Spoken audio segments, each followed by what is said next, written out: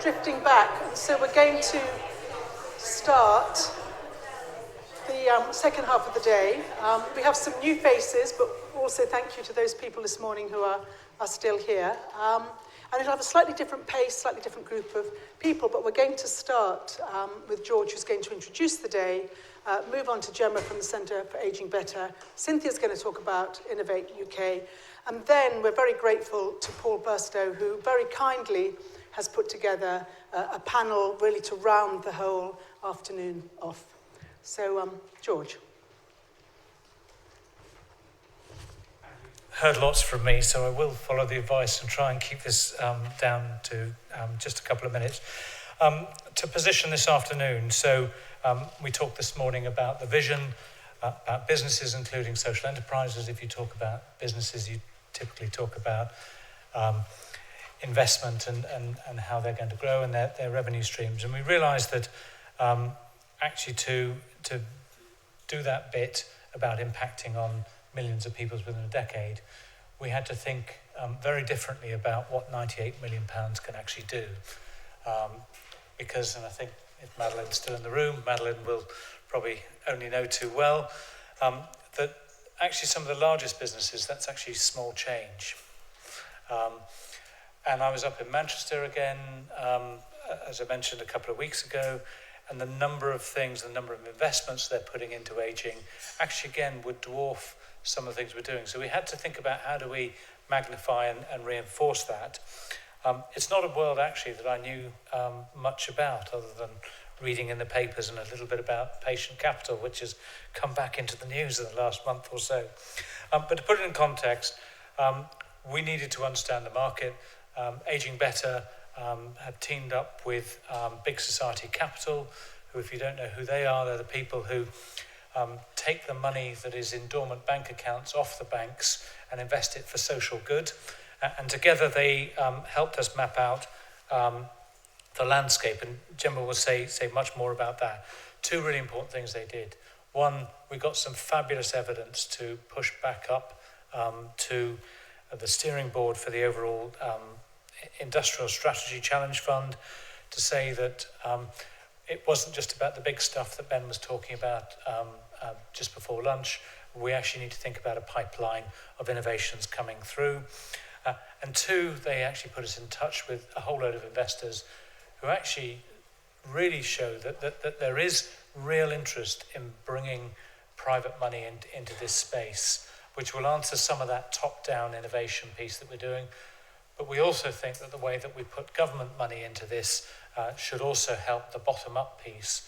And some of those capabilities, some of the things that we've taken from that. So with no further ado, I'm going to hand over to Jemma.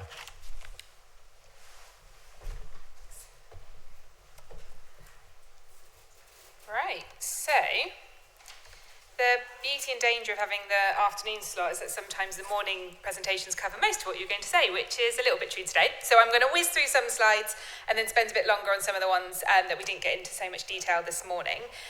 So I am Jemma, I'm Senior Innovation Manager at the Centre for Ageing Better. And so I'm going to briefly talk through a couple of pieces of work that we've done over the past year or so to help inform the kind of framing and shaping of the Industrial Strategy Challenge Fund.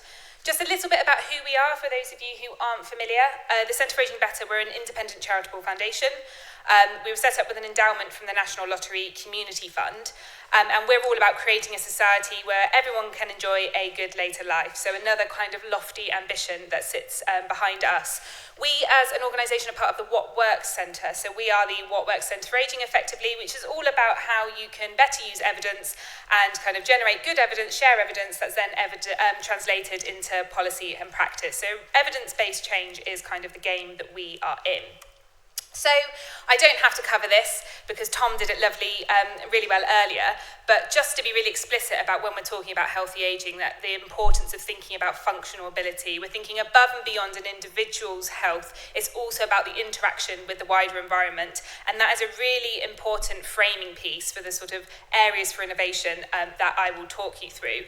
And it's a real opportunity when we think about functional ability, because both our intrinsic health and the wider environment are things that are modifiable. They are areas that we can do something about and that there is opportunity for change within. Given the focus of the Industrial Strategy Challenge Fund, which is about generating both a social and an economic and hopefully fiscal impact, and particularly with this focus on health inequalities, there were kind of 4 key themes that we've always been really keen to sort of push forward in terms of being the basis of what this Healthy Ageing Challenge Fund is trying to achieve. And that is by focusing on prevention rather than treatment alone, as that's where we see the most opportunity to be in achieving that broad ambition around 5 extra years of healthy life. About that focus on functional ability, which helps to steer us away from the tendency and temptation to focus on specific conditions, which can feel quite neat and tangible things to address, but we need to be thinking about that broader notion of functional ability.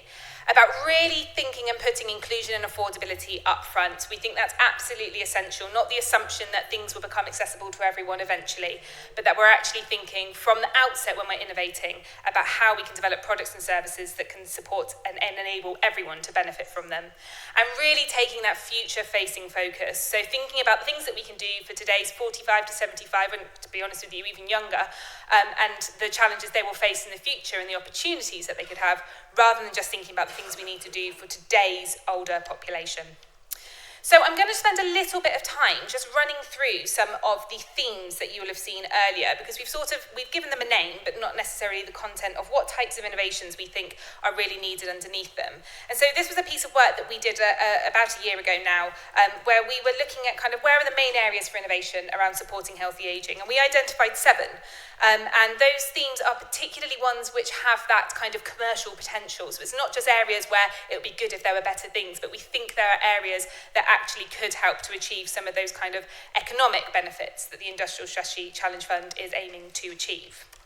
So just very quickly, one of the themes that we've got in there is about sustaining physical activity. And this is about helping people in midlife and in later life to increase and sustain their levels of physical activity. So that's a real good example of where we're thinking about earlier on in life, those interventions and habits and behaviours that we can develop in our midlife, and how we can make sure that the opportunities to remain active are ones that we can continue to make the most of as we age.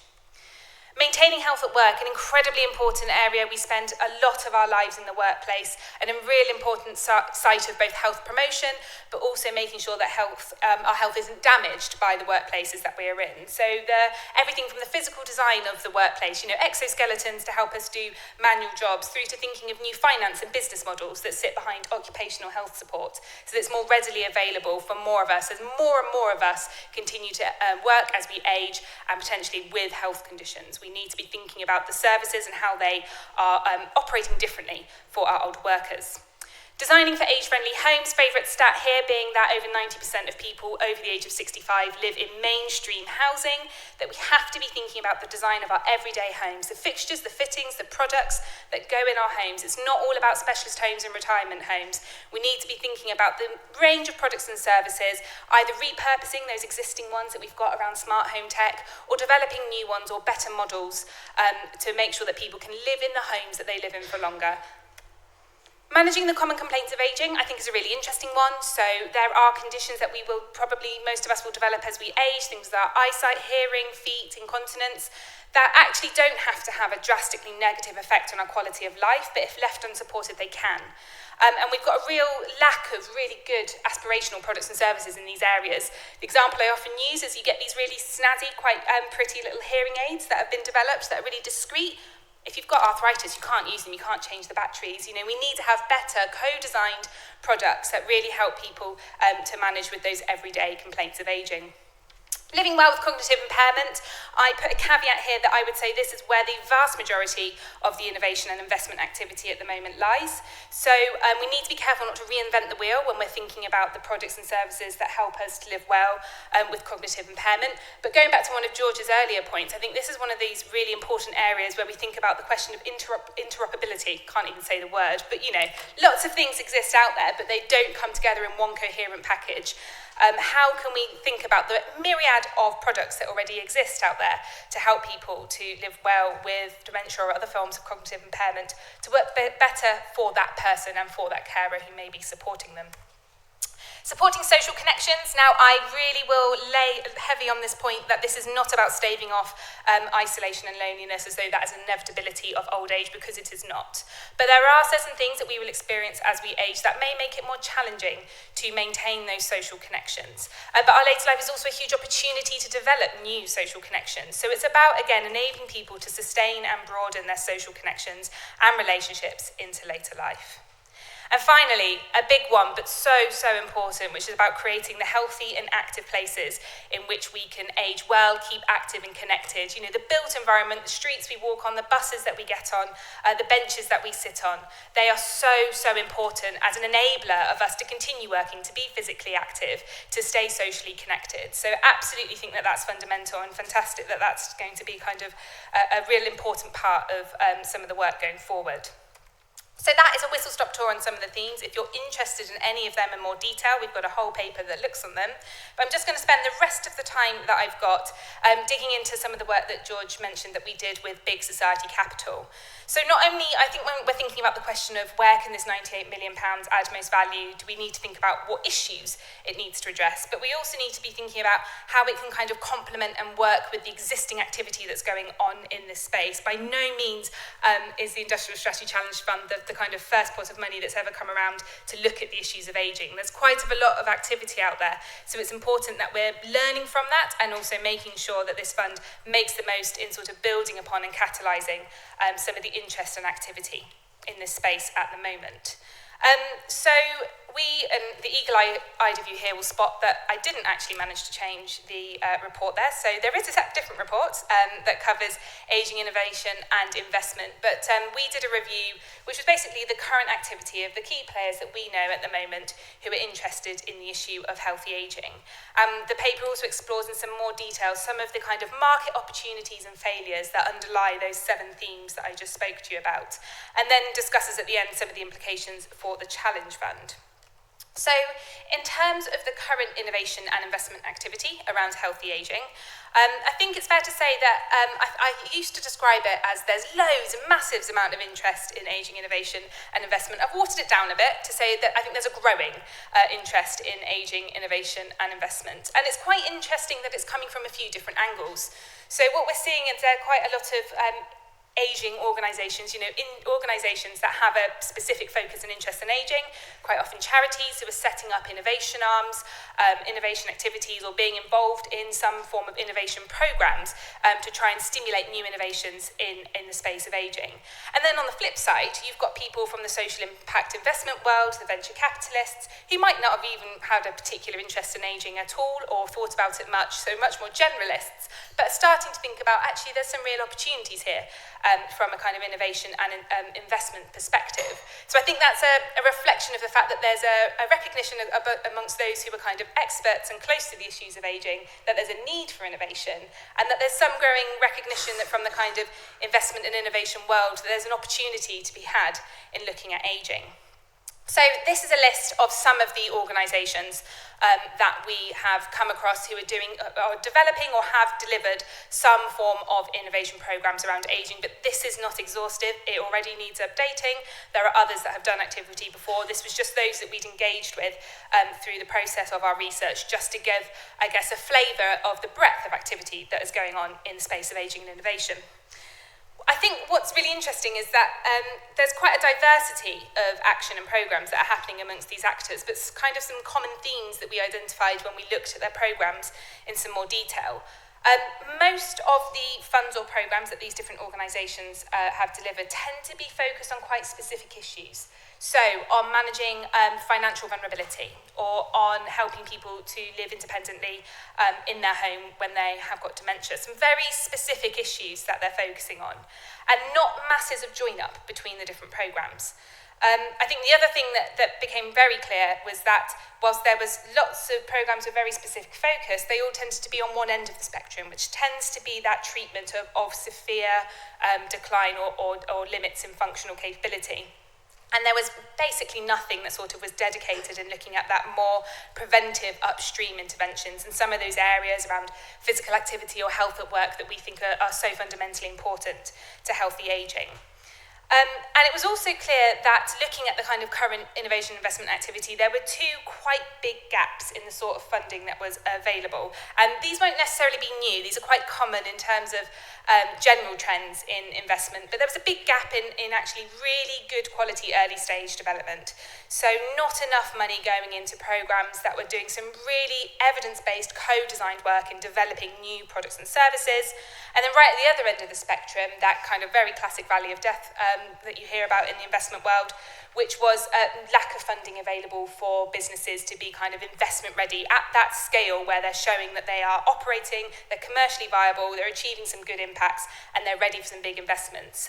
Lots of the sort of organisations that were supported through these programmes were really getting stuck at that stage.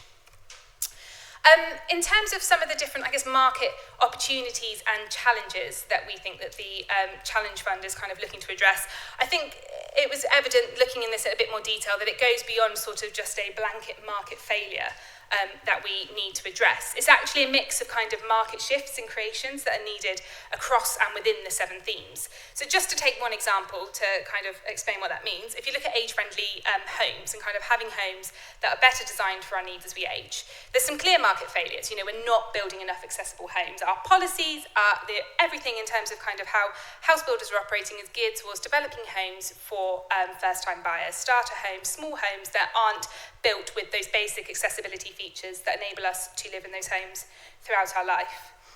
There's areas where actually there's quite well-established markets, but they need some shifting and disrupting. So around aids and adaptations, for example, there are a few very dominant manufacturers in that space.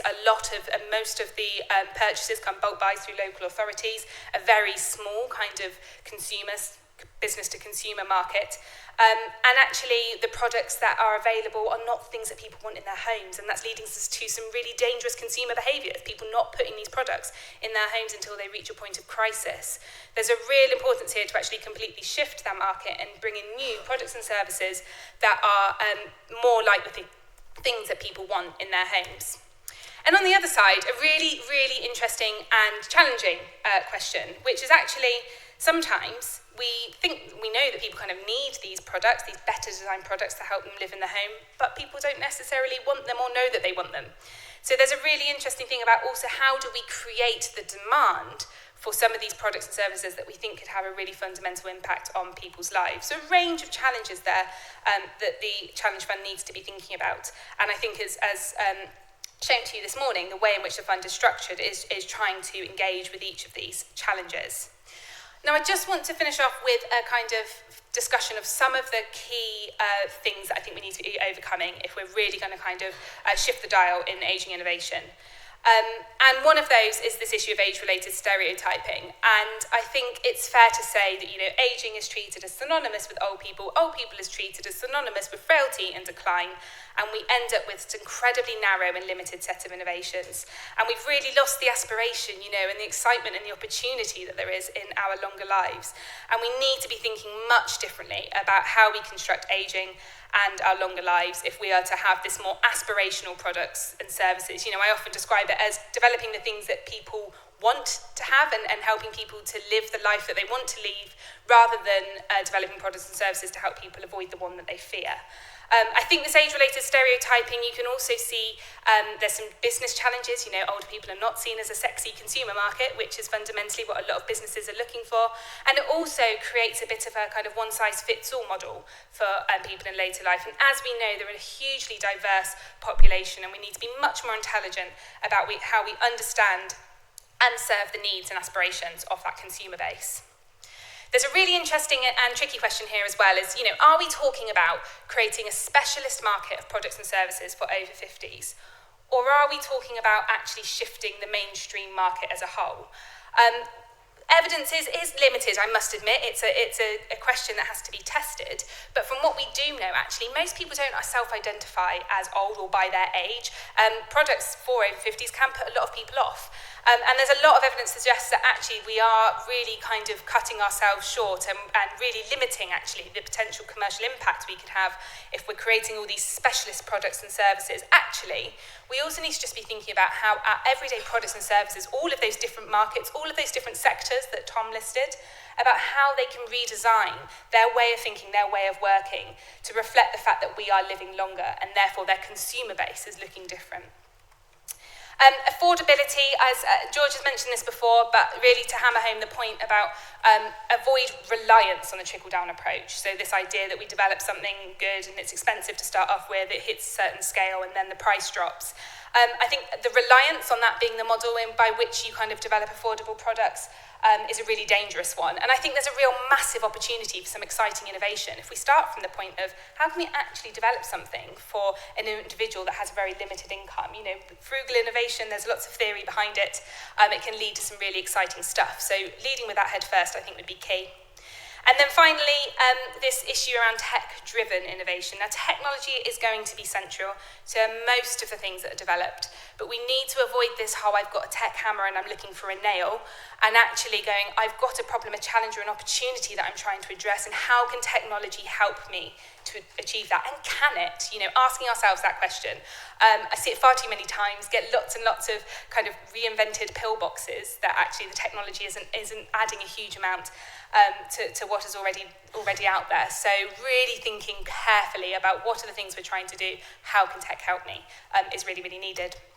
So I don't need to go into this in any more detail, so I will just leave it up just so you can sort of see the translation. But these were some of our kind of recommendations to the Challenge Fund, and I think have really been absorbed in the current form of it. You know, having a portfolio approach, one size fits all, one big blob of money isn't going to create the shifts that we needed. We need to be thinking about creating that attractive ecosystem, making the most of our academic, our design, and our lived experience institutions that we have in the UK, and drawing that into the fund. Better understanding that knotty question of demand, so the research and behavioural research and design element of the fund is absolutely key. Thinking about what we do with those early stage stuff, you know, getting some really good co-designed evidence-based products and services that are addressing those issues of prevention, affordability and inclusivity is going to be really important. But also really shifting to the other end, and how do we support these ventures to become investment ready and get the money that they need. And then finally, another kind of reflection back, which I think we all really heard this morning, is recognising that the Challenge Fund solves part of the problem, but this is products and services on their own won't create the kind of complete shift that we need. And it's about making sure that there's that read across between the work of the Challenge Fund and the work of the Grand Challenge and the broader kind of policy, regulatory, other areas of work that are going on, and making sure that there's a dialogue between the two. You know, shifting the narrative, shifting the culture around ageing absolutely has to sit alongside the Challenge Fund for it to achieve its impact. I think that's all for me, and that's my details if you've got any more questions.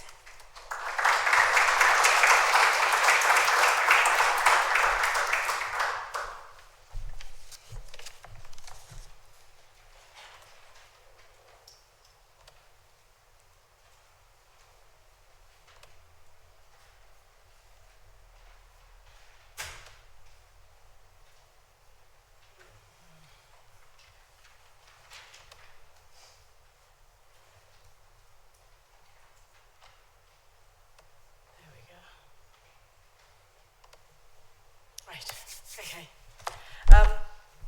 So it was good actually following Jemma, because hopefully I should give you a nice context of some of the things that we're doing to try and respond to some of the things that came out of that review. I hasten to add that this specific set of activities seek to address the kind of two key areas that Jemma talked about. So something around early stage funding to help develop technologies and products and services around healthy aging, but also something around trying to, I guess, beat a path somehow to trying to encourage and support technologies to be invested to the point where they really are able to attract a lot more investment to help them to scale and grow, which is the ultimate agenda. So so thank you for the chance to give you an update of what we're doing on our investment accelerator.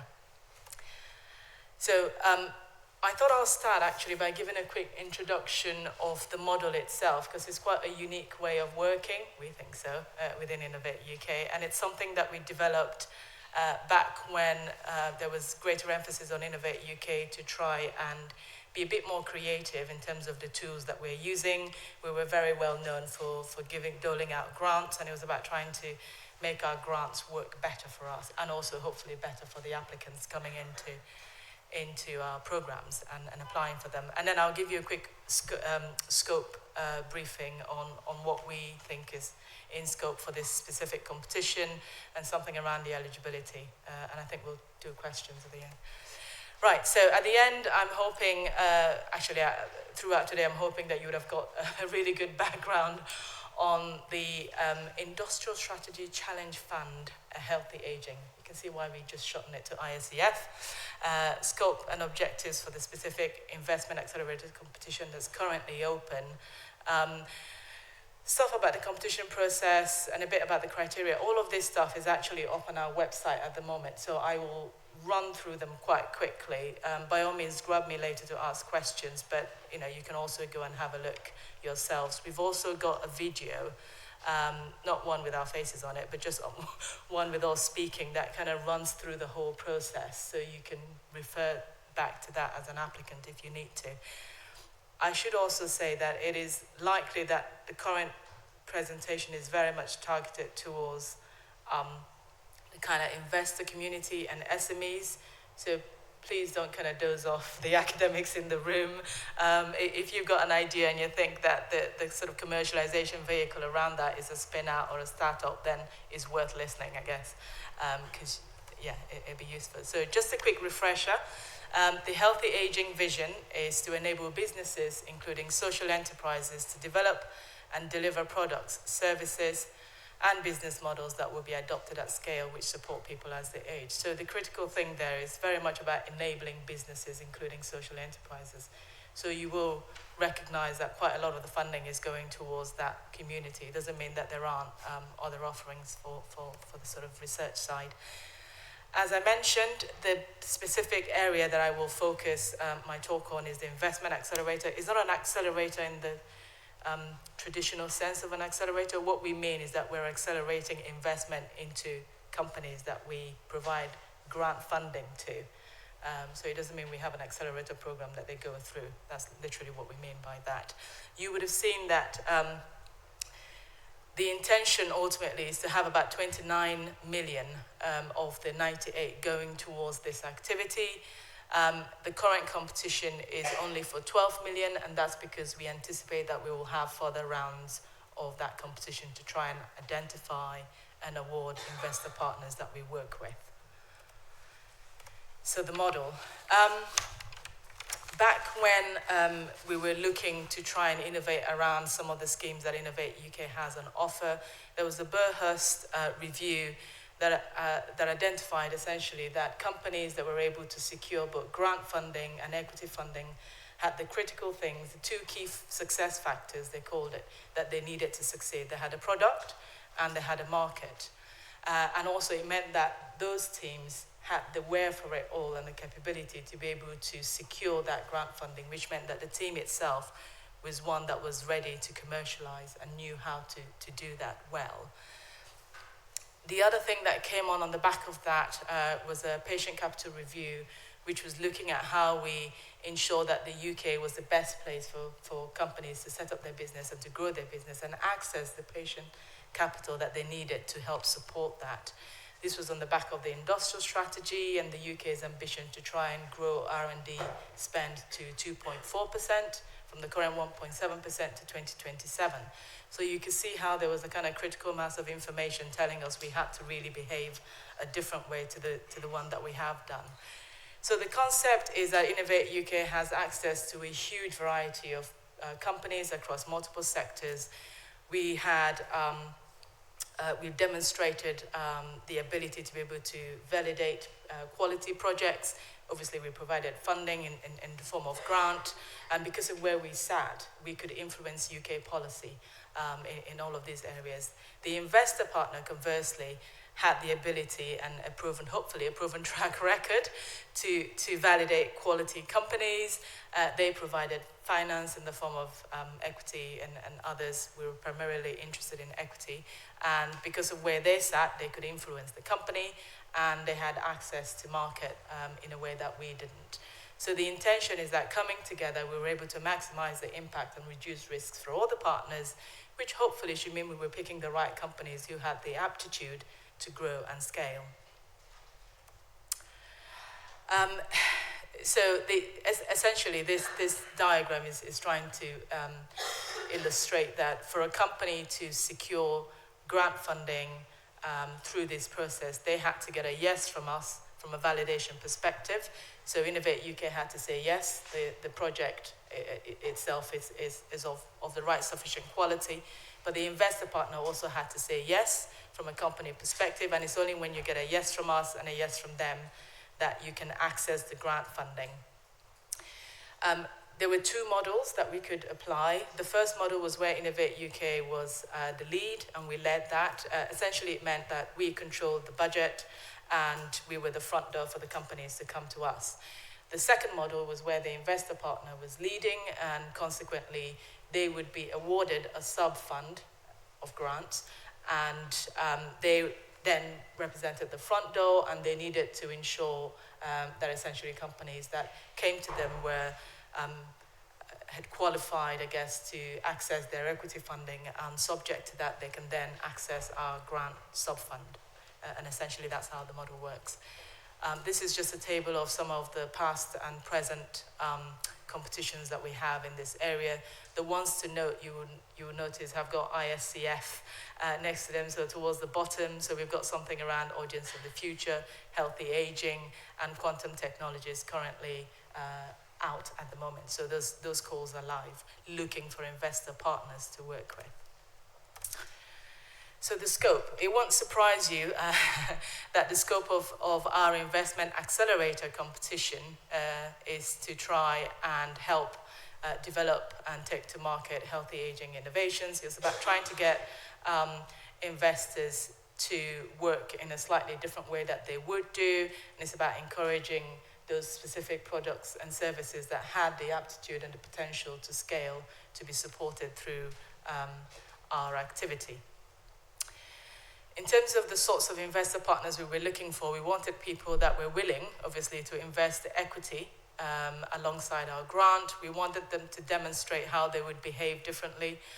So this was looking at how their risk appetite for investment has changed, or indeed how they were accessing new market as a result of our investment, and coming alongside them to work with them. It's about obviously trying to explain to us how they were actually going to attract companies that are seeking funding in the healthy aging space.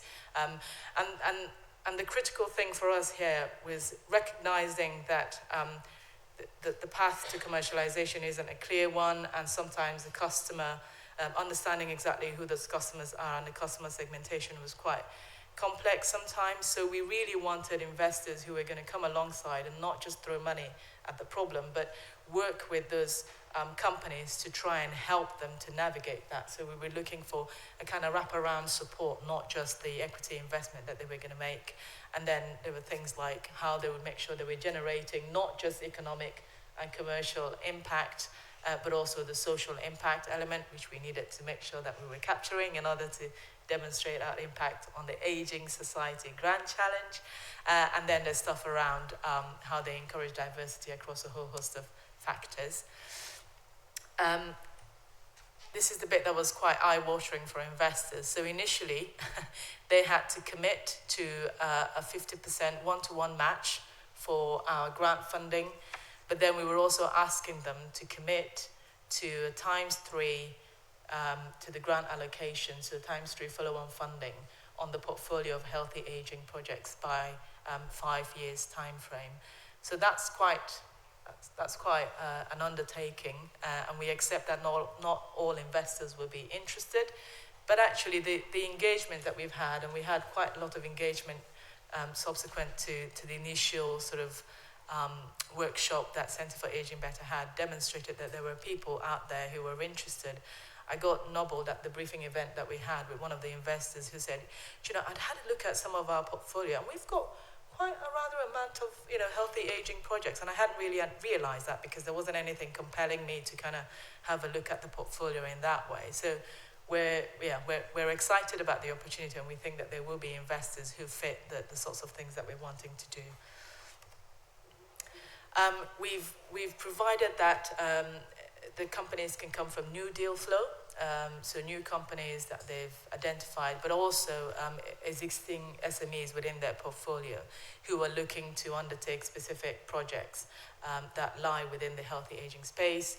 The SME projects themselves, we've said anything from 100K to 1.5 million, and the project duration is over 2 years. And that, obviously, for a 100K project, essentially 50% of that money will come from our equity investor, and then the other 50% will come from our grant. And then this is something around the charges and the fees that they make. This is a competitive bid, and we keep highlighting that. We need to demonstrate value for money for the public purse. So we wanted to make sure that they understood something around what they ultimately needed to be able to attribute to their operational costs for delivering the investment strategy that we're asking them to do. Innovate UK itself will also recharge them for the monitoring and the assessments that we undertake to determine the quality of the projects that are coming through this program. Again, it won't surprise you that the SME projects needs to be ones that are working across the 7 areas that George and Jemma has highlighted, that has come from the Centre for Aging Better framework, because again, we feel that it demonstrates the greatest opportunity to address the healthy aging space, at least in line with our objectives on this challenge. For things that are out of scope, again, because we were really wanting to support things that aren't necessarily sort of technically requiring technical feasibility, we were really interested in stuff that was sort of technically was there, but was looking for a level of market feasibility, proof of concept around market readiness, and understanding what the markets are. So that's what we've provided for. Things that are not being carried out by SMEs are out of scope for obvious reasons, as investors won't invest in those. Collaborative R&D projects, again, that statement doesn't necessarily mean that SMEs can't work with a partner on a subcontract basis. It just means that it's much cleaner in terms of IP, and I wouldn't need to explain that to others in the room. And again, the sort of last 3 bullet point really talk about the fact that it needs to be projects and SMEs that are attracting the kind of equity investment that we need them to in order to leverage our grant funding. In terms of eligibility, it does need to be equity investors with a UK office.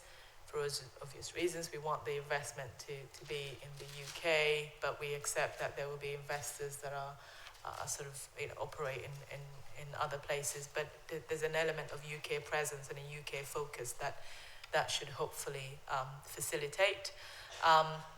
They need to commit to identifying a portfolio of healthy aging technologies, which is fair and clear, and they need to be able to either have or demonstrate that they can raise on demand the capital that we're wanting them to do, to not just equal the initial grant funding, but that follow-on funding, which is key to help ensure that those companies that are funded and running around trying to raise finance, they can kind of focus on the matter of trying to develop these products and services and engaging their market in a sensible way. The grant allocation we provided for is 1 to 6 million. And again, this has come out of a lot of engagements that we've done with investors, which demonstrated that anything from 1 to 6 million is kind of what they're potentially looking at. But we've also said on the basis that our remit is to try and ensure that we balance, and we have a balanced portfolio of different types of investors, social impact investors, as well as the kind of more commercially focused ones. We've asked them to give us an idea of the minimum amount that they will be prepared to work with, as well as the maximum they think they can comfortably allocate within the time period that we're asking them to. And that we're making them work quite differently than they would do, because most investors take ages to make a decision, but we can't have that. We need them to be able to do that allocation and make that decisions in quite a short period of time. The duration I've spoken to initially before with the SMEs. So just to give you an idea of how it will work in principle, an investor partner, once we've selected them, and we think we might have about 6, considering we have 12 million, but that's just finger in the air. In some ways, we're driven by what comes in terms of application and what numbers people are asking for in terms of grant allocation. But the idea would be that once an investor partner is identified and recognized and all the sort of relevant contracts have been sorted out, they will be the route to identify potential companies. Now, it doesn't mean that Innovate UK can't signpost, or indeed UKRI as a whole can't signpost, but essentially any SME would need to convince the investor partner that they're worth investing equity in order to leverage the grant funding that we have available. The companies would then write our standard grant application, submit that into Innovate UK. We would do our usual standard assessment to decide the quality of those projects. And those projects that are of sufficient quality, we will confer with the investor partner to essentially say, yeah, these ones are good to go. They will then offer them a grant offer letter, but at the same time also release equity investment into the company. That's sort of how that should work in practice. Some key dates: the competition was opened on the 19th of August. We had a briefing event on the 10th of September, but as I said, the recording of that briefing event is available on the website, so do have a look if you're interested.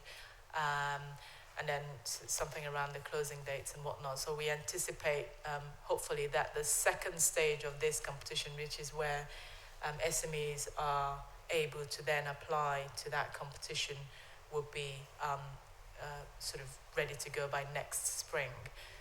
The encouragement is, if you're an SME in the audience that has an investor that you're already working with, that you know is interested in healthy aging propositions, then it's worth highlighting this competition to them so that they potentially apply, and you can then benefit from obviously their success in the event that they're identified and chosen as one of the investor partners that we work with. That is a very fast turnaround. But yeah, as I said, happy to answer any questions.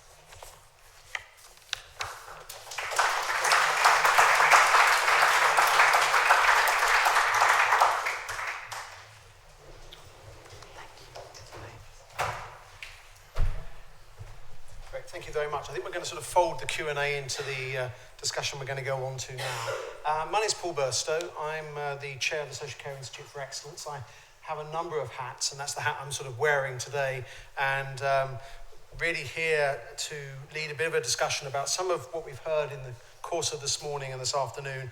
And actually, rather than me just talking at you and us then having a panel that you ask questions of, I'm going to invite you in a moment to do a little bit of work before we get into that session. But I just wanted to share a few reflections from my listening to today and having been involved in policy making around ageing, both as a government minister responsible for social care and in a variety of the roles that I now play within the NHS and social care.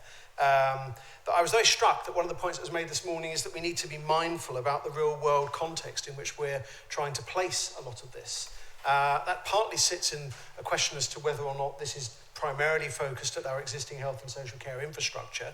And I think the message you're hearing here is that yes, there may be opportunities in that space, but actually very strong steer from Jemma in her presentation about the importance of going upstream. And that may not be about treatment, it may be about other things. So some interesting piece there. That this is about social change, that the focus is the life course, not a particular moment in a person's life. And therefore, as they age, I think was the phrase that George used. And I would talk about this being about, in fact, this is a conversation about our later selves. and what we want for our later lives, and how we frame conversations with others about their later lives, and how we focus this piece around functional ability and the fact that ageing in many ways is malleable. And a thing I would just reflect on that comes from Sarah's paper is this piece about participation rates, and how the sort of aims around participation rates in the studies and the evaluations and so on have often become the trap that then results in the thing failing. Whole system demonstrator being a case in point, but others as well. And I would just reflect that we need to think quite deeply if the objective here in the whole of the grand challenge is to significantly bend the demand curve, significantly bend people's life experience in terms of healthy aging, the piece about closing that gap between rich and poor is really critical. And therefore thinking about designs, it seems to me, that ensure significant participation by people from poorer backgrounds has to be something that is thought about in all of this. This is not a steer from the programme, this is my personal opinion, I should say. And then I think the final two things I just pick up from the day that I think are really interesting and important, that there have been lots and lots of programs. And Sarah's presentation this morning in terms of the various government-funded programs as well. There's an immense amount to learn to avoid making the mistakes of the past again. And that we need to make sure that there is more integration of the knowledge we already have. That we can't afford this program and the 98 million we're about to be asked to invest wisely if it winds up creating a whole set of silos that don't actually share insight as we go along. So I think there's something for me about that. And then the final thing I just wanted to share was a little bit of insight from a piece of work I've been doing with the Design Council for the last 3 years, funded by the National Lottery, called Transform Aging. And it's got a few pointers, which I think are very germane to what we've been hearing today. The first is that it has used a tried and tested methodology around the framework for innovation that the Design Council has used. And at the heart of that is giving equal status to those that you are designing for, being in the room as active agents in shaping and having agency in terms of the changes they want to make. In other words, co-production, a challenge that was made this morning in questions, and I think really important challenge. How do we make co-production real? And the other thing was that this was a program directed at working with local authorities, charities, and social entrepreneurs. But the thing we found was that this was a shift of emphasis from the traditional dependency culture that commissioners of public services often are either obliged or choose to work in, where they hold the power and make the decisions about what people need, and they are doing things to and for people, to a model which is very clearly about recognising that it requires an interdependent way of approaching it, of co-producing, of working alongside, of working with, if we're going to design the services and redesign services and products in this way. Transform Aging came up with 56 innovation projects.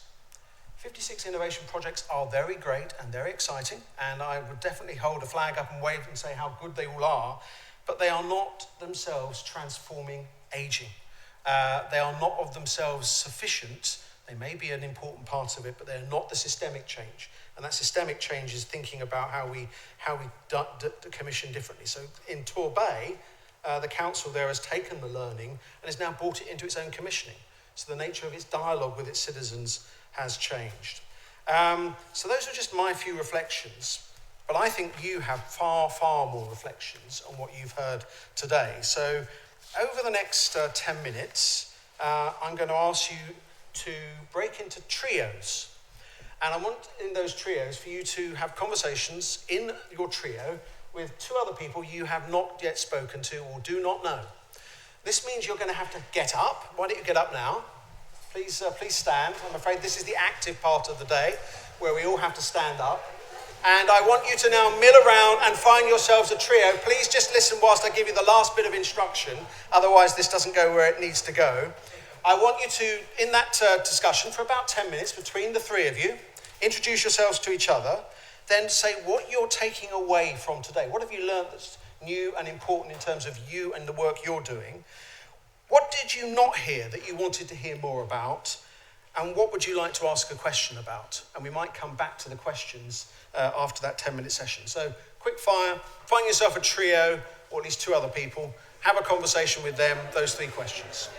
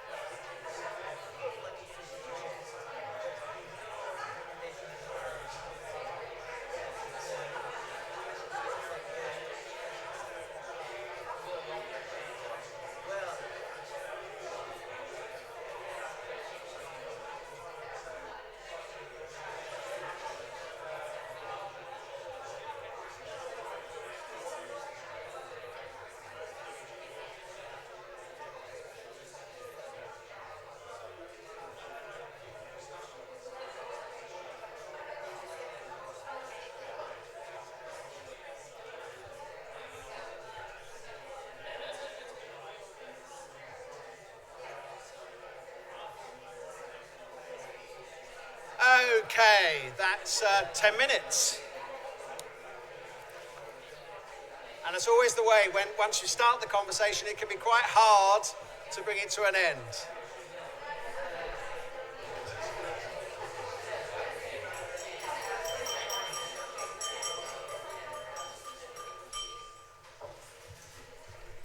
Thank you very much. Sorry to interrupt your conversations. Clearly a lot to talk about. Thank you very much indeed. Now we're going to move into the panel, who are going to respond to some of the questions that I suspect have come out of the conversations you've been having. So I'm going to read out who I'm going to invite up to take part in this. And there will be one or two other people who will be in the room who I probably will still invite to answer questions if I feel they need to be asking questions as well. So a number of them will be people who have already presented to you today, so they'll be familiar. So I'm going to invite Jemma to come up and Cynthia to come up as well. I'm going to invite Madeline Starr, and in a moment she can say who she is and where she's from, and Alison Skirfield to come up. And that for the moment is going to be the panel, but as I say, I know there are a number of other people in the room who I will want to draw upon to respond to the questions. So as we've now got two people who presented and you've got to know a little bit through what they've been saying and what their roles are, and two that haven't, I'm going to invite the two panellists that have joined us this afternoon to say who they are and a little bit of reflection on what they've heard and maybe some challenge or even provocation back into the room to get us going for the rest of this afternoon. Madeline. Okay, I'm Madeline Starr and I'm Director of Business Development and Innovation at Carers UK. And we're a national organisation that looks after the interests of the unpaid care workforce. So that's just us doing it with our families. And we have a fundamental interest in understanding how technology can improve carers' lives.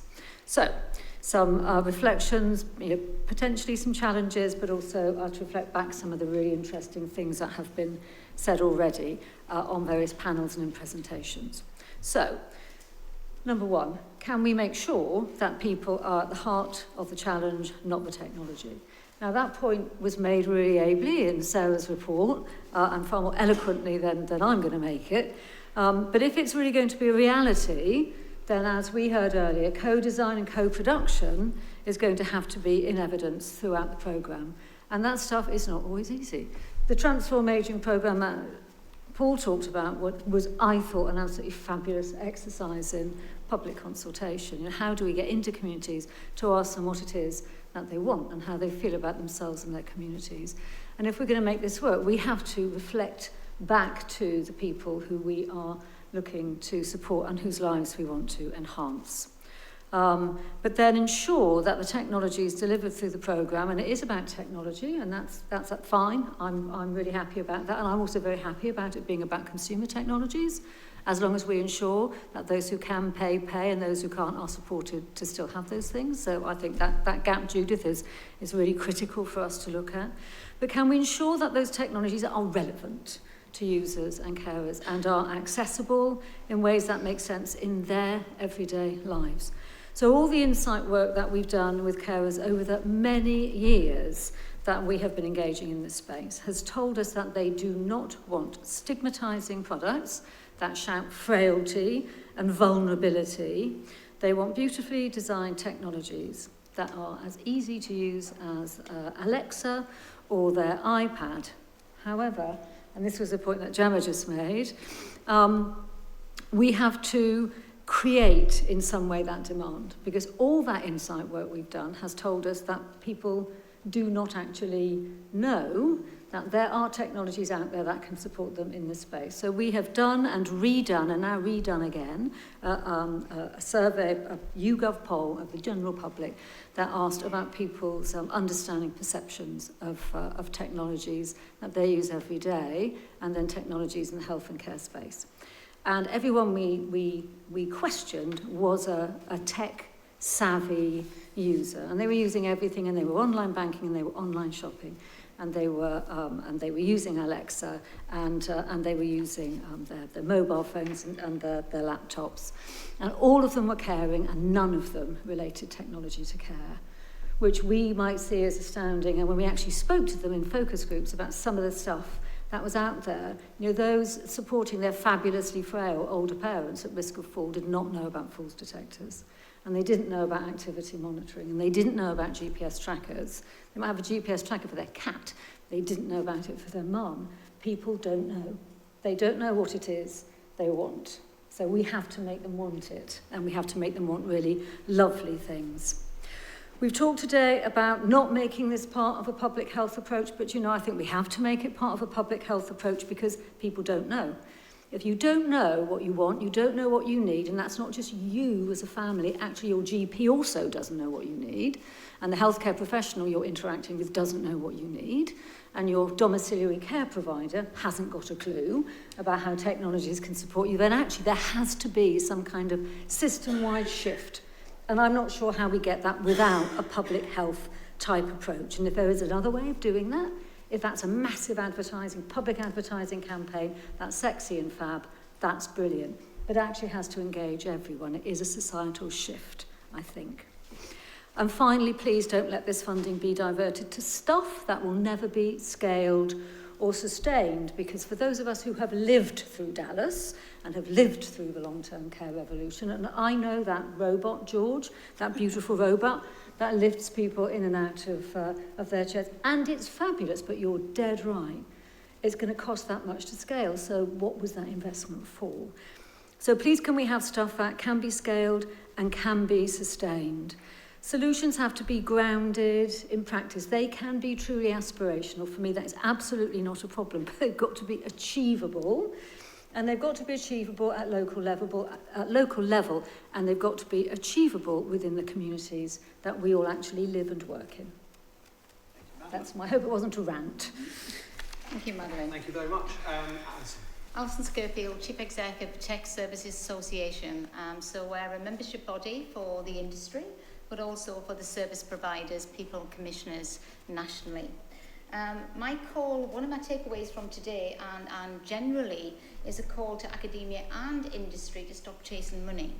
And I think we've generally done that throughout all of those programmes. It's brilliant to hear this morning from Sarah that we're not going to repeat what we've seen in ALIP and Dallas and others, because they were fabulous pieces of work. But we didn't see the transformational shift in any of those projects to actually make it work. We've got some great solutions, but this is societal change. So it'd be great to see if those stop thinking about the tech and thinking about the people. And from a technology company, looking after the industry, that's a big ask for us to get our technology providers to really start thinking about solutions, not about the pieces of widgets of tech. One of my biggest calls to action would be outcomes driven. So we heard today a lot from Jemma, which I liked, a lot of your slides about thinking about normalising those outcomes for people in the communities. Well, how do they want to age? I'm 53 years of age. I don't want a widget or a pendant. I would want something that supported my diabetes as my condition actually progresses. I think we need to start telling stories, real stories of those outcomes as we start to go into this programme. And if we can start to write rich stories about the outcomes and what we're achieving, and we're hearing some of these today, we'll get buy-in. I think, but when we spoke this morning, Sarah, when she gave that analogy of preparing the beans and knowing what the problem was, but actually knowing what the process and what the drivers were for the change, I think that's what we need to really embed in some of this work. And in doing so, we need strong leadership. Leadership, nationally and locally, will be key. So any projects, any trailblazers that are actually running after the money, not the system or societal change, will generally fail. But if those leaders are going because they're inspired with a joint population health vision for their communities, they will be the trailblazers that will find the right partners and deliver the right solutions. Thank you. Thank you very much, Alison. So some food for thought there, some challenges and some reflections. You had 10 minutes each to sort of talk about what you've heard, what you've missed, what you want to ask questions about. So I hope that's teed everyone up at the end of a day where you've been bombarded with lots of very important information for you to ask some questions. So there are a couple of microphones here. Please put your hand up if you have a question. Yeah, thank you. Thank you for being the first. It's always the tough one. Thanks. Hi, I'm Benjamin Seven from the University of Liverpool. As I said this morning, we're creating a consortium of university and industry to bid for this. My question is a bit of a reaction to your last, both of your statements. Regarding, first, I'm an engineer. I'm also a designer. And we do not, the idea that technologists are obsessed with pushing technology into users, we don't do that anymore.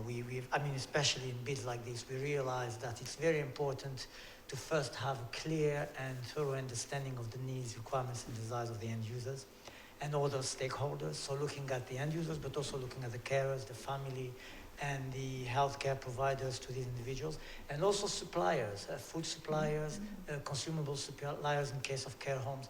All these people are stakeholders in such projects. But my key problem is this.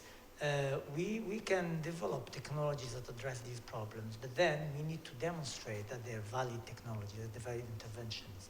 And there we move to a field which for us is a bit difficult because we have to do validation over longitudinal studies over many years.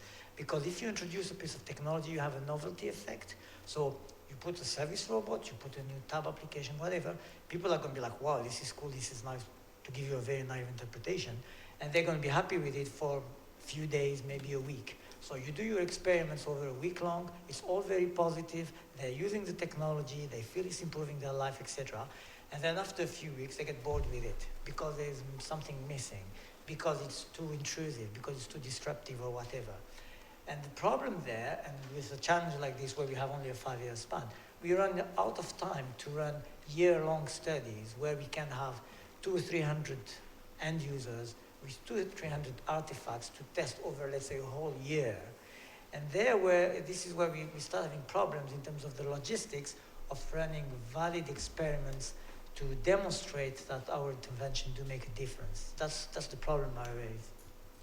Okay, I mean, it was in a sense, it was a riposte to the points, but I'm going to invite Madeline to respond to it, and then maybe Jemma as well to respond to it, and I'll see if anyone else also desperately wants to respond to that. It's a product development cycle like any other. You know, what it should never be now, we know that, from the whole systems demonstrator, is a randomised control trial. So someone who is out there producing a product in any other space, that product development cycle is probably enough to get it out there in terms of, you know, creating, gauging an interest, asking people what it is they want, and then looking at a product that fits the bill. I think we do far too much of looking at these technologies as different. And I think, so we need to ask ourselves how, you know, what drove the adoption of online banking and how long it took someone to get to grips with it. And then think about some of the other applications that come along and come our way and get introduced quite quickly. Yes, you will have that effect where somebody will use it and then they won't, because there'll be a novelty and it will be great, and then they'll think, nah, I can't be fagged with that. But they'll have done the same with other things in their homes and in their lives. That's just an effect. That's what happens with a consumer technology. So it depends on whether or not we're developing a consumer technology or a health and care technology. Are we developing it for the consumer space or the statutory space? And if we're developing it for the consumer space, we have to accept that people will behave like consumers. And some of this stuff they'll keep and they'll use it again and again, and some they won't. And that's fine, because that's what a consumer market looks like.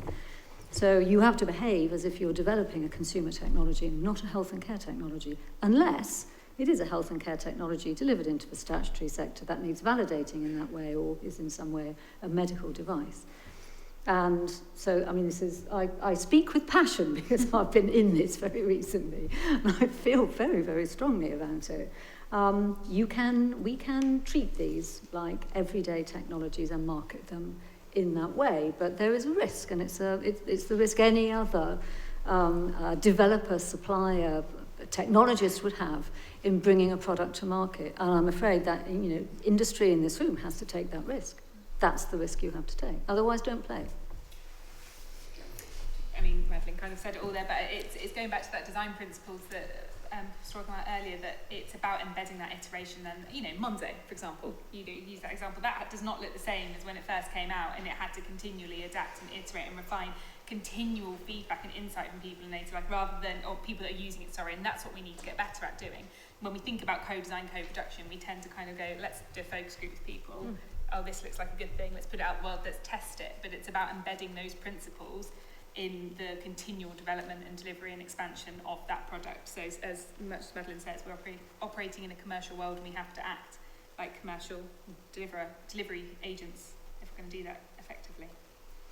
So hand up over here. If you can say who you are and where you're from. My name is Rafael Calvo. I'm a professor in design engineering at Imperial College London. And I moved from Australia about 2 months ago. In Sydney, I was part of a research network, an industry transformation hub focused on elderly care and independent living. So very similar to what you are aiming to do here.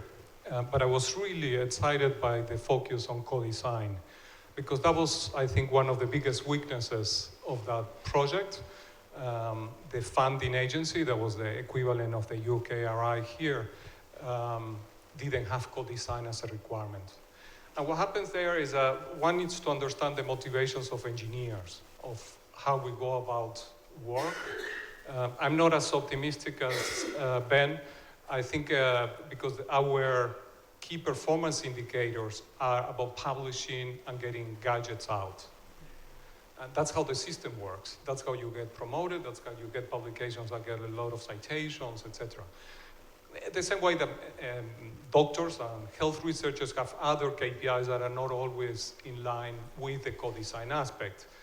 And one thing that pops up every time in those two circumstances, both when engineers build gadgets that don't focus on patients or when medical researchers don't focus on patients either, has to do with autonomy, patient autonomy, independent living that we're talking about here. So I was really excited also about hearing not only of the individual patient, or in this case, the person who we're taking care of, but also of the people that help them, unpaid and sometimes paid. Those are an important part of the system. And it's part of what Paul was calling that interdependence. We need to look at that system in that way and understand the psychology of the different stakeholders of the project. So I was really excited about that. I just wanted to comment on it. And I just wanted to sort of maybe turn that into a bit of a question more for Cynthia, just to sort of give a steer to us as to where co-production sits in terms of the sort of evaluation of bids and so on, in terms of what sort of, will that be a significant consideration when you're looking at bids for trailblazers and other things? No, absolutely. And in fact, it runs across all of the different components of the program. So you would have heard me talk about the research program and the fact that one of the key things we think a successful project should be looking at is helping us understand some of those nuances about what it is that other people want and need, and what's driving some of the decision making around the things that they do want to buy from a products and services perspective. We don't really understand what we don't know, right? So some of the things we do understand, and some we don't. And some of that work is to try and inform the sorts of activities that then happen subsequently within the trailblazers and other components. And again, within the investment accelerator, I talked about the fact that we were looking for investors that weren't just going to throw money at the problem, but we're looking at how they provide a kind of wraparound support to the companies themselves to help them scale and grow. And some of that is understanding the customer base, you know, what it is about those specific customers, what it is about those markets that mean that there are market failure or a market shift that's required in order to leverage the solutions that are being provided. And clearly within the trailblazers, it's a huge part of what we expect trailblazers to be able to do, to think about how they co-design and co-develop products and services. If you're not engaging the relevant market, I think we would most likely not be looking at that bid as one that is likely to be successful. Yeah. That was very clear. Thank you very much. Question from here, then I'll come to the back. Hello. I'm Gordon Anderson from a company called Memory Tracks, which is a technology platform that supports behaviour change using music.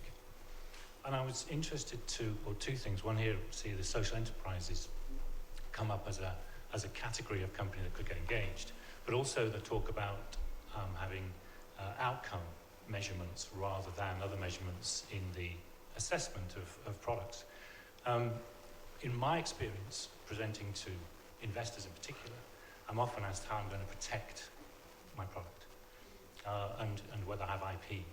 And I think that's one of the challenges that might be seen, what's definitely seen for social enterprises, certainly, because they can not often afford to protect their IP. And they're often working with, I guess, softer technology, and often legacy technology, as we do, because it's much, much cheaper. And then we get into the scalable thing. You can scale cheaper technology. You can't often scale the high, expensive IP technology. So there are some dilemmas here, I see, some contradictions that I'm interested in. So the question would be, how important is IP going to be? And will you be able to persuade the financial investors not to be so sticky about the IP in order to invest? So you're right. I wouldn't call them contradictions, obviously. I think it's complementary. So we have worked quite hard to try and develop a program that hopefully offers something to as many people as possible to try and cover a whole host of different recommendations that have come out of a number of reviews, primarily the one from Centre for Aging Better. And that's partly what's driving that. So one of the reasons we keep highlighting the social enterprise element is because we want to signal to participants, albeit within the investor piece or the trailblazers, that this is a huge part of what we have to deliver and how we will be evaluated in terms of our success as a program. So we know that social impact is a key element, and indeed is one of the ways that we will be able to influence the aging society grand challenge, lofty ambitions. So we're going to have to do that. So what I would say is horses for courses. IP, we haven't specifically made a key beeline for, what is relevant and what isn't. There's loads of ways to protect intellectual property. It doesn't have to be patents. There's trade secrets and whatnot, and knowledge itself within an organization. So we're not prescribing in some ways what it is that investors do, but we have said to them, we will be evaluating you, and indeed we will be picking which investors we award as partners on the basis of your demonstration that you will be able to make a social impact as well as an economic one. Just ask the rest of the panel, is there anyone else who wants to pick up that question and the previous question and make any comments at this point? I think you're right. So as a very small organisation which has its own small kind of product range, if you like, it can be very hard indeed to protect what you do if you don't have a certain amount of resource. But I would just say be the best that you can be, because at the end of the day, if you are the best at meeting someone's needs well, then they're going to use you. And so that's the competition. Competition is absolutely being the best of all of those pretenders who will come along or who are already there. Thanks very much. I'm Debbie Price. I direct the Manchester Institute for Collaborative Research on Ageing, and we, as part of Greater Manchester, are looking at a consortium bid, I think George has already referred to. I just want to ask a question about evaluation. I know you've already been asked a couple of questions, but I think this, to me, is still somewhat vague. And just to pick up on, sorry, I didn't catch your name. On Ben's point, which I thought was superbly made. But coming from an academic perspective, if you really want to evaluate an impact on morbidity and mortality and, let's say, broader measures of well-being, I'm a social gerontologist by background, then you really are looking at a prospective cohort study at a localized level. And as far as I can see, there isn't the funding in these bids to support that, which is fine. But I am wondering the ambitions of what you would like to evaluate compared with the way we're understanding this unfolding seem not reconcilable from an academic's perspective.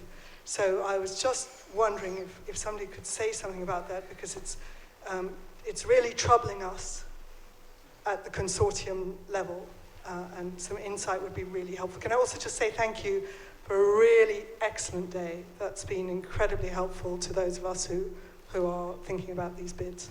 Before you answer, I think there's another thread to this. I bring up a very similar thing, Muir Gray from the Optimal Ageing Programme, and I've discussed this briefly with George, but I think it'd be very helpful to get some measures agreed. AJA, as the professor here said, the meaning of our propositions, the observations you made to confirm or refute it. So I've found the 7 themes very helpful, and Jemma, you gave us 4 new themes this morning. But so just how do we measure sustaining physical activity? Is it grip strength or get up and go test? How do we measure, I think of interest to me, supporting social connections? Is that just the number of people you see, or is it digital connections that bow for their interest? So I think, George, it would be very good if we could get and we did discuss it with the centre, getting a list of outcomes, you'd call them. But I think if we move to outcomes, then I think that's what you were also saying. That's why I jumped in, Paul, because I was raising a very similar point. Tell us the outcomes, or let's all agree the outcomes, and then I think you would find our bids much easier to appraise. So we're talking about inputs, but it's outcomes would be good. Yeah. And I think quite quickly. So I'm going to ask Cynthia to start, and I'm going to invite Jemma to provide some of the insight from the work they've done again, just to sort of underscore, and then I'm going to invite my other 2 panelists just to sort of take us back to this point about outcomes, and maybe just reflect on what they understand the industrial strategy is asking us to do, as opposed to possibly what might be the single sectoral view of what the industrial structure is. Yeah, precisely. So I think that would be useful. So starting with Cynthia. Really bad that you didn't. Would have preferred George to start. Never mind. I think it's worth George saying something though once we've gone around the panel.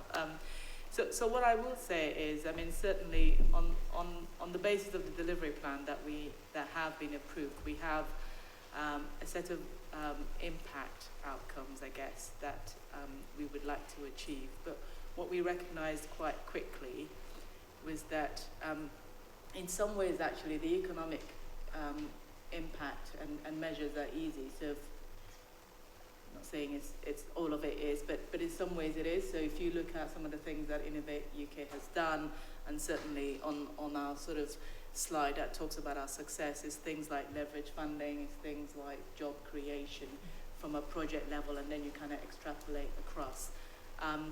It's much harder with the social impact bit, and we know that it is. And that's partly one of the reasons why we've convened, as George mentioned earlier, an expert group that is chaired by Prof.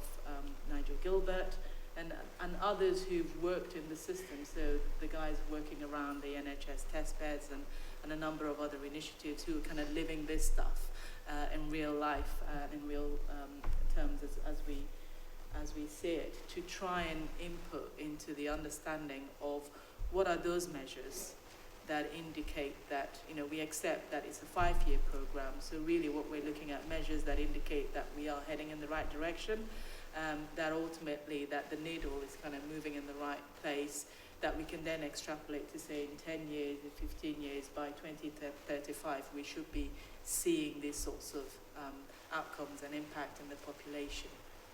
And I will stop there, and we can come back to what George needs to say. Yeah, I was going to take the rest of the panel first, George. Not because we don't want to hear from you, but I think we should hear from the panel first. So, Jemma.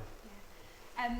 We discussed that a little bit actually in the original framework that we wrote, and draw a very similar conclusion to what Cynthia just described, which is about the importance of identifying those immediate outcomes, intermediate outcomes, and the immediate ones that can be achieved, and having a really strong theory of change, which shows that if we achieve X, so if we get more people walking 10 minutes a day, we have got really good evidence base about the impact on X, Y, Z, and it's about identifying what is the reasonable change that we can achieve within the period of this project, and then having a really good evidence base around how that connects to those ultimate outcomes that we're trying to achieve. And that's something that, you know, we at the Centre for Ageing Better are desperately trying to grapple with across all of our areas of work as well. It's about how do you capture that immediate impact. And indeed, another piece of work that we're doing is, you know, this broader ambition around healthy life expectancy and increased numbers of independent healthy years. How do you measure that? What does that look like? That's another question that we are also grappling with, and we'll continue to have discussions with UKRI and others about kind of insights that develop through those pieces of work to feed into this. But in a nutshell, I think it is just being really clear on those intermediate outcomes. And some of those areas, some of those themes, you can achieve outcomes much quicker than you know, others. I think if you compare, for example, some of the stuff around health at work or physical activity or indeed social connections versus creating healthy and active places, they have very different spans in terms of what could be achieved and what could be measured. So it's about having outcomes that are proportionate to the degree of change, I think, that you're trying to achieve. Just coming to Alison. Alison, you have the report that Sarah wrote, which listed a whole set of different programmes, but quite significant sums of public money committed to them. You have been involved in one way or another and have a view about, I think, some of those things. I'd be interested sort of in the context of measures and so on to get your comment on that. I think what we've always done, like I said before, certainly in Dallas, ALIP and others, it was always what's your problem? You're diabetic. What's your problem? You've got mobility. Give them a bit of kit. Well, I think if we turn it on its face, and our measures should be individual to the people, because their wants and what their outcomes are not something that is the same outcome to every single person that we're serving. And I think that's where we go wrong, because we really, really need to start thinking a person's wants and outcomes are very different. And what the gentleman at the front talked about Liverpool in this, the co-design. Well, you can co-design with 10 people about the physical object or the physical piece of technology, but how that's used with an individual and connecting with the people around them is what will make it work and what will make the outcome work. And we see, when I said tech stories, in all of those groups and all of those projects that we've been involved in, they were always only there as long as the money was there. And when the money finished, so did the project, and we pull all the kit in and we put it back on the shelf. Well, a success of this money would be that that doesn't happen, and we can allow it to stay in the community because it's making real difference to people's lives. Now, a piece of kit that makes a difference today might not make a difference tomorrow or the day after or the day after. And it's that re-evaluation on the ground with the person and their carers that will get technology really making the outcomes and getting that person to sustain within a community opposed to being residential care or in the system. So we have to look at the softer things, the softer outcomes, the softer things to real people would be my call. Madeline, I think I'll give you one. I'm looking to see if there are any other hands as I look to you. I've seen a hand, but I'm going to come back to those who want to go for second go once I've given everyone who wants a first go. So I've seen a hand here. Madeline. I'll come to you in a second. Madeline first. So I would agree that we need to look at outcomes that are proportionate to the interventions and that they will be different across those themes because some of them are much easier to measure than others, but that what we should never forget is what Alison has just said, that these relate to quality of life. So this is about actually looking at the impact on the quality of life of the individual and everything that works around them. So as long as we are keeping that in mind, there are a whole, of course, set of business outcomes that we also need to be alive to because that is what the programme is about. And we can measure those, and we can measure those actually far more easily. But if we keep people at the heart of it, then I think we can be clear. And it may be, some of those will be easier to measure than others, and over time, some will be fast, some won't, and we may need to revisit them, as Alison said. But if we keep people at the heart of it, it keeps us real. And just to add in and kind of going back to your original question as well, that importance of the process evaluation and not just focusing on outcomes, but really understanding what's happening and why throughout the life course of a project is such as an important kind of source of insight and intelligence as it is as to whether we achieved X percent of change or not. So I think that balance between kind of understanding things as they go as well as looking at the outcomes is really important. And I think, sorry, just one last thing. Just to add, I think somebody said earlier on, there's something about stories, about the impact on individuals that has a huge it really does demonstrate the sort of influence that different solutions are having on the community. So whilst we're all about specific metrics to measure, there's also something about case studies that highlight certain sort of impact that the technology or the solution is having on the people around it. And then just to add that for us, sustainability is really important here. So we're not looking to fund things that come 5 years' time, come back to UKRI and go, oh great, it really worked, now can you give us a bit more money? We're looking for real sustainable businesses that are going to go out there and ultimately stand on their own 2 feet and not need subsequent investment from government or others in order to help them work. And I would just labour the point, one final thing. There were 3 things in the report from Sarah, which said scale up, spread and sustainability.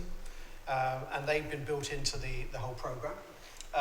So I guess the message would be don't make bids that don't actually tick those boxes. And then the other piece which was said this morning, which I was very struck by and which in a number of the things I do just resonated very powerfully was evaluation that supports, doesn't emasculate. That's my interpretation of the way that that was said. And I think that relates to the agility point. Absolutely relates to the agility point. The evaluation needs to enable the in-course correction that actually gets you to the goal, not tells you once you've got to the end, actually, if only you'd done something else, then you might have got to the goal. And that's the sort of piece which I think is so important. So this lady had a question. Hi, I'm Sandy Gill from Medically You Want. We're a digital consultancy and we're looking to put forward a bid for the Trailblazer. You spoke quite clearly about the different I suppose, the different streams. So you've got the research programme, you've got the investor programme, and then you've got the Trailblazer.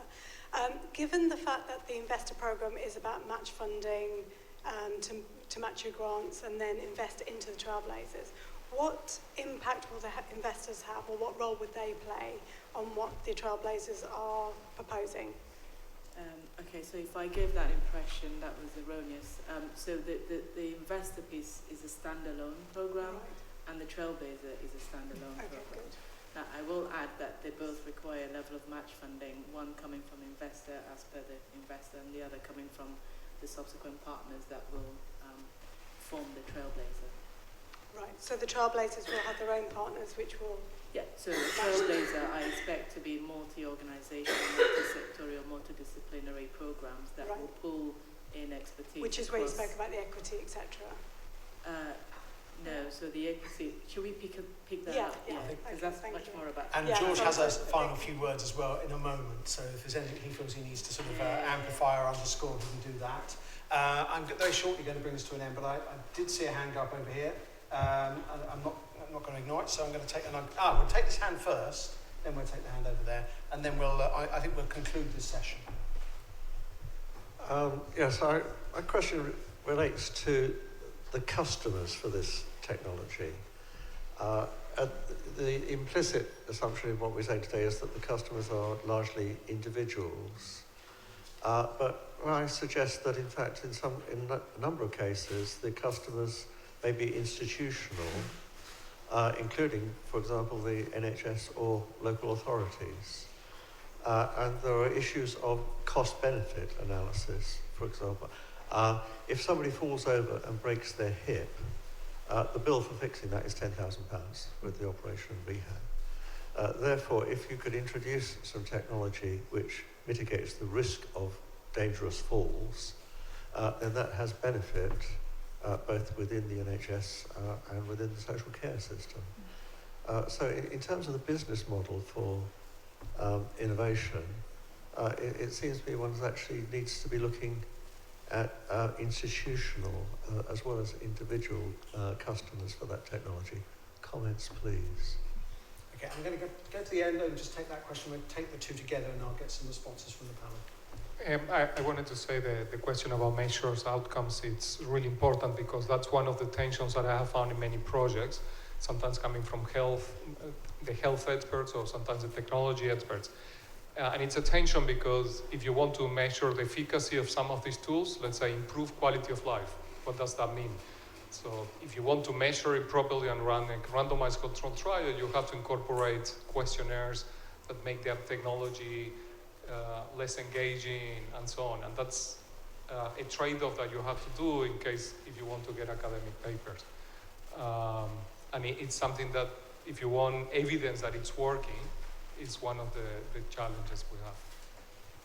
Thank you. So just to sort of sum those two things up, in terms of the question we had just now, I think this is really another question as to, is the focus institutional, or is it not, or is it both? I think it's just a case of getting a sense of what's expected there.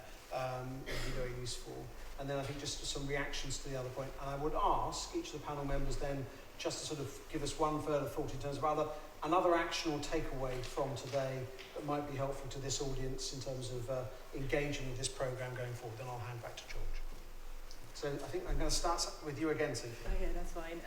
So I will borrow heavily from a sentence that George makes, which is that I guess if the business model is about risk sharing and benefit sharing with formalised structures of care, so integrated care, accountable care, that's not where this is positioned.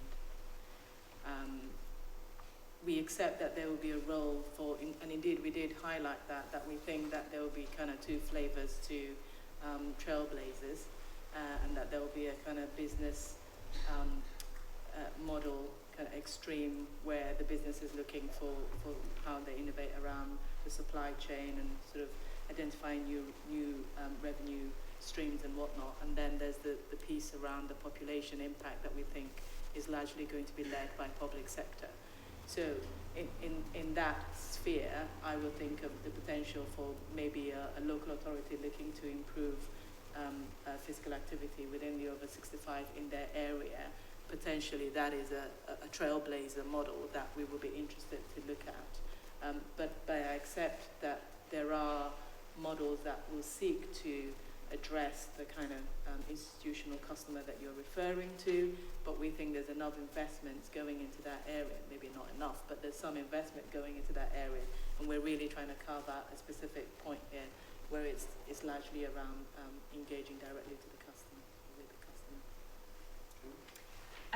So in our most recent paper, the Ageing Innovation and Investment Review, if you check out the appendix, a good read, it actually outlines where we think there are areas for business to customer and business to business innovation. So whether or not that's within the scope of this challenge fund, I absolutely recognise that in the context of technology, there is a huge value in place in actually improving kind of business models, financial models that underpin organisations that enable them to deliver their services at a different scale or to a different audience, or to understand that audience differently. So in that report, we outline sort of where we think those business to business opportunities are for technology in a little bit more detail. Do you want our reflections now? Or yes. Is that, yeah? Okay. Right. I think something that maybe we haven't discussed so much today, but is the sort of world that we live and breathe at Centre for Ageing Better, is how much overlap and how much interchange there is between all of those different areas that we're talking about. So, you know, not one of these trailblazer, for example, has to focus just on one theme. You'll probably address 3 or 4, and they are all interconnected. And I think we need to understand and recognise the complexity and the degree to which all of those different areas interact, and really make the most of that actually as an opportunity. So just having that in front and centre, I don't want people to go away thinking, you know, I'm going to put myself in this one bucket of the 7. Actually, it is very possible to achieve impact across all of them, or not all of them, but you know, lots of them in one go. With regard to the institutional versus individual, I think in terms of institutional, I would like to make a real plea for looking at real innovation, technological innovation in frontline domiciliary care. Because I think we often look, we're often looking at cost benefit and savings in terms of things like hospital admission, what happens if a local authority puts in a falls detector that prevents a hospital admission, it saves X. I think, you know, for me, the kind of direct-to-customer service that is delivered through domiciliary care is very often a hugely unsatisfactory one, and doesn't have to be. We've got some really, really great examples of innovation, including technological innovation in domiciliary care, which is making a huge difference. And I think it would be really brilliant to see some of that coming to life, potentially through this programme. It will still be almost certainly a service that people will buy, because the majority of people buy their own care services, and sadly going to continue to do so for, you know, quite a time to come, I think, unless there's a significant settlement social care, and we don't see that coming anytime soon, do we, Paul? So, you know, there to me would be a real kind of test bed for innovation that has a direct impact on a consumer, is still through a service that they pay for, but is an institutional service. So I think I would say that. In terms of reflections on the day, I think I would echo what Jemma said, that here's this huge opportunity to join up all these areas of people's lives. I suppose from our perspective, it's about making it look like they're people's lives. They're not just buckets of things that need to be addressed, but they are how real people live and the quality of life that they have a right to expect in their communities, that we should be promoting, that we have a right to expect. There's that too. This is not about people over there we're doing things to, it's actually about us and the life course that we want. And so I think making sense of those themes, connecting those themes and creating, you know, a story that we would all want to live is incredibly important and a great opportunity. Thank you. Going back to your question, I think the focus of what we've heard today and what we've been hearing from George and others for quite some time is we want to touch the consumer. So the consumer, the purchaser, you and I purchasing for our relatives or ourselves. But that naturally, if it's evaluated correctly, will show the impact on the system. Mm-hmm. If it's an individual just charging from a respite or whatever, choosing to choose technology and a service offer, you're not intervening with social care or health at that moment or whatever. You will be able to show how they've sustained themselves in the community. So I think that we can do both. We can show the benefits on the system, even though the focus is on the consumer. I think my big thing, like you say, connecting. An individual does not want to see this mess that we see now. 25 different assessments and whatever if they have to touch our health and care system. So if we can get the grand challenge, sorting some of that front door to any sort of provision in any way and actually looking at their needs and wants, it will be a success, because it's a mess, isn't it? And we want to keep people out of that formal system for as long as we can. Cynthia. And I guess reflections from me, it's hugely encouraging actually to see all the interest and hear all the sort of potential applicants and the questions coming from the room, because it sort of demonstrates that all the hard work of trying to engage what we know is a very varied sector, if a sector at all, is one that is difficult. So it's just very encouraging to hear all the things that are happening on a local and a regional and a sort of a national level. And do be encouraged and please apply. Thank you very much. Before I hand over to George, just my 2 pennies just to conclude this session. Thank you very much for the questions. Thank you very much for the discussion. The thing that excited me about all this was the notion that this is a genuinely multi-sectoral approach. And multi-sectoral collaboration requires everyone who's a partner to do things differently. And that's possibly the challenge, in a sense, in a way, the lessons from Sarah's work. I think that's something we don't take that away and think about those lessons in writing bids and the way in which we're working with our partners in the bids that are being made, then we will just be repeating and we'll have the same results. So that's for me is really one of the things that's really important. We're making markets here as well as trying to shift markets, and we're trying to go upstream. I think we've heard that very strongly. This is about moving upstream and moving earlier in the life course. And it's not about older people. It's about people in later life and the fact we're all going to experience a later life if we do the right things and we're lucky. So that's for me is why it has a different flavour to Dallas, a different flavour to the whole system demonstrator, and why it's very exciting.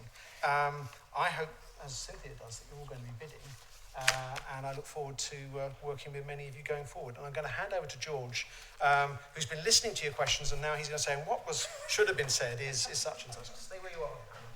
Not at all. I have complete confidence in my team, and they're supporting it. So well done, Paul.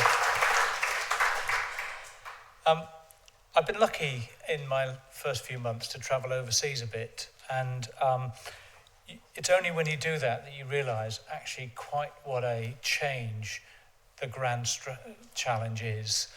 That moving the conversation to a quote variously attributed to JFK or Abraham Lincoln, from adding years to life to adding life to years, actually is really quite a brave thing for any government to put down as a strategy, and the 2035 target, hugely ambitious. So I said at the start this was part of a societal change, and we have a part of it. Actually, the whole Industrial Strategy Challenge Fund is a couple of billion, so actually 100 million here or there still seems quite small change. And I think the point with some of the questions is that others are dealing with some of these problems. So we have an opportunity within the Healthy Aging Challenge to do something different and change a dynamic and reach out in something. Hey, I don't pretend it's hugely risky. That's why it's a national innovation programme. But we're going to set off and try and do something different. And I'll pick up on some of these things that you're saying around evidence and falls. So one of the things we actually have to help people with is we talked about outcomes. So how do you turn outcomes into value?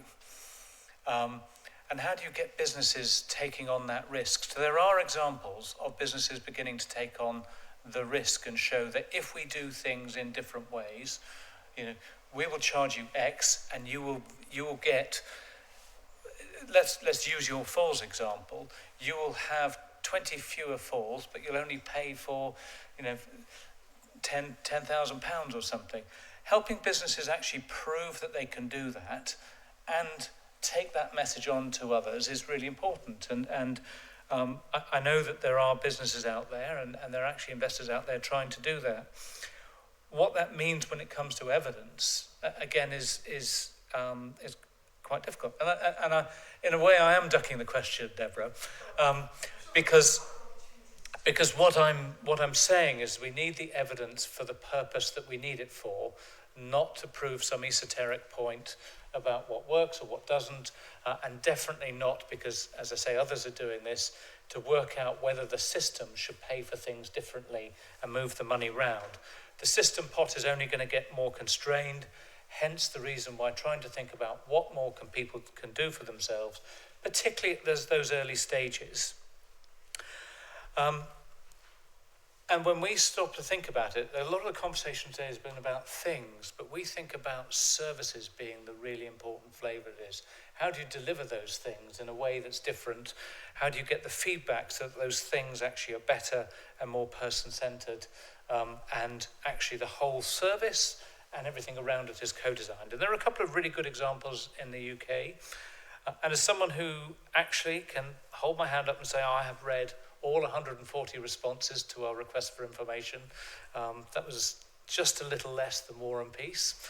I am hugely encouraged that actually there are ideas out there, there's business interest, and we can get things going. So in sum, I think this is a real chance to see ageing as positive. And when I look around the room and think, what is our retirement age and how much more positive contributions to people once they've moved beyond 60, 65, soon to be 67 for some, have to society beyond those compulsory retirement years. So rethinking our whole lifestyle and going on. This is just the first little step of that, and I'm really hopeful. So that's all I was going to say on that. It sort of falls to me to say thank you to a number of people. So thank you to Sarah in particular for pulling this all together and getting us a fantastic facility and a fantastic day. Thank you, Paul, also for your excellent last session. I was delighted not to be up on stage for that. And actually, I've taken away about a page and a half of notes. Really, really useful stuff. Nana, who's disappeared. So Nana, thank you so much for all the work that you've done in pulling this all together. To the guy in the back room who've been taping this and broadcasting out to the webcast, everyone downstairs who've done it. And of course, thank you to our speakers who've added so much to the day. And finally, thank you for your time and for all the contributions you've done. So with that, I'll close the day. Thank you very much.